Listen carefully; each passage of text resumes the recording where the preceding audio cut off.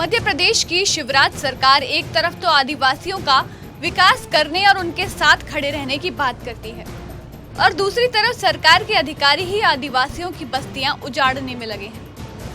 मध्य प्रदेश के सागर जिले की देवरी तहसील के गांव चरगुआ में आदिवासियों के आशियानों को उजाड़ दिया गया। यहां वन परिक्षेत्र गौर झामर के अधिकारियों पर आदिवासी समाज के लोग जो कई सालों से वहां पर झोपड़ियां बनाकर रह रहे थे और मेहनत मजदूरी करके अपना जीवन गुजार रहे थे, उन आदिवासी हरिजन समाज की झोपड़ियों में आग लगाने का आरोप लगा है।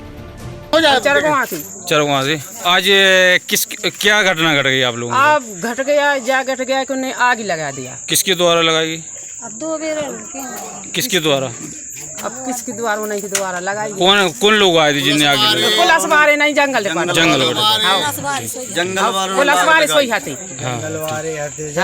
आज यहाँ ग्राम चरगुआ में वन परिक्षेत्र गौर झामर के रेंजर और आला अधिकारियों द्वारा आदिवासी समाज द्वारा जो वन भूमि पर कब्जा किया गया था, उनके निवास बनाए गए थे, उनको अनुचित तरीके से हटाया गया है, आग लगाई गई है। जबकि आग लगाने का किसी को कहीं पर कोई प्रावधान नहीं है।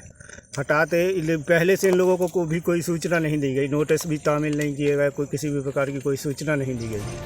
आदिवासियों का कहना है कि ना तो उनको कोई नोटिस दिया गया और ना ही कोई समय अवधि दी गई और अचानक उनके आशियाने जला दिए गए। इतना ही नहीं, महिलाओं समेत सभी आदिवासियों के साथ अभद्र जातिगत गाली गलौज भी की गई। प्रशासन के अधिकारियों की इस हरकत पर गुस्साए आदिवासी अपनी शिकायत लेकर देवरी विधायक हर्ष यादव के जनता दरबार में पहुंचे और वहां जाकर उन्होंने अपनी आप बीती सुनाई। साथ ही डिप्टी रेंजर निर्वाण सिंह राजपूत पर पट्टा दिलाने के नाम पर 10-10 हजार रुपए प्रति व्यक्ति लेने के आरोप भी लगाए। जंगल डिपार्टमेंट में लगाई। जंगल डिपार्टमेंट? हाँ। तो कहाँ से आई थी ये लोग? गौर झामर से आई थी पूरे। अच्छा। तो पहले जानकारी दी थी आपको? जानकारी नहीं दी सर।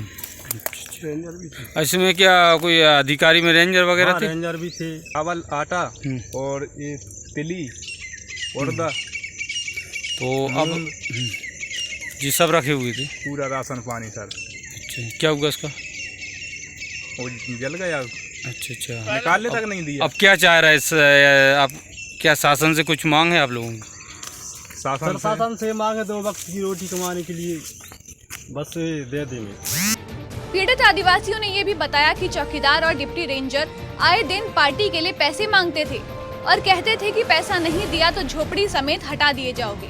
इस पूरे मामले को गंभीरता से लेकर क्षेत्रीय विधायक ने एसडीओ वन विभाग और डीएफओ को फोन पर संपर्क कर इस मामले की जानकारी देते हुए जांच करने को कहा। साथ ही दोषियों के खिलाफ सख्त कार्रवाई करने की भी मांग की। देखिएगा, इस स्वराज सिंह की कथनी और करनी में अंतर हर समय से दिखाई देता है। एक तरफ हरिजन आदिवासियों के घर जलाए जा रहे हैं, उनकी फसल जलाई जा रही है, उनको आज हालत है कि आज रात कहाँ गुजारेंगे ऐसी बरसात के मौसम में, ये बड़ा प्रश्न है। लंबे समय से काबिज हरिजन आदिवासी के लोग वन विभाग की भूमि पर काबिज थे। निश्चित रूप से पहले तो प्रथम दृष्टया तो उनको पट्टे मिलना चाहिए थे।